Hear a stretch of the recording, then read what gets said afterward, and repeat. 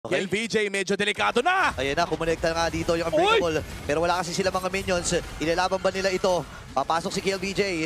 Ngayon naman, Revitalist is nagamit din ni Light. Pero habang nangyayari ito, may lima din sa may bandang ibaba. Ay, makakuha ng kill na. Picture din. Yung itong si DK.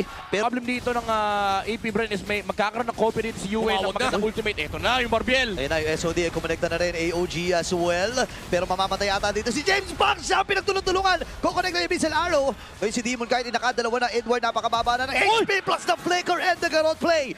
Mula dito Magic, may mga traps na apak-apak itong dalaw. Ayun na yung Wishing Lantern, pre. Oo, half HP para sa Lord na ito. Ayun Ibibigay na! sa bahay na, papasok si James Max. Sino ba? Nagre-ready din. Pwedeng niyang bitawan yung kanyang golden hour. Si KLBJ sa likuran. Pero si Dominic Kite pumasok na rin. Napicturean yung tatlong miyembro mula sa Aurora.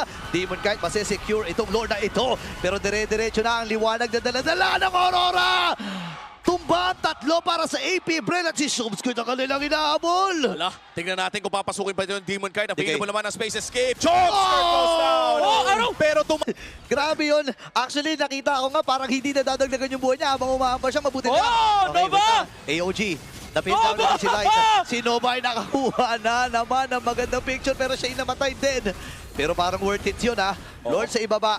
Ngayon si James Pang ay maghahabol. James! And this time ay nakakuha na ng... Oh, yan na, yan na. Ayun na, Kailangan okay. nilang hanapin itong Marcel na to. Pinersa na nila. Phantom Seed para dito kay Yue. Hindi na nila maaawat. Pero tumama yung SOD ngayon si Edward. Natalo na rin si Shizu. Nandun sa may gilid. Atras muna si Dominic Kite. Ang baba na kanyang HP. Bumili ng Immortality. At ngayon ay namatay na rin itong si Shizu. Kung sila man para sa kanila, ito na ata yung pagganti at pagbawi. Napicturean yung apat.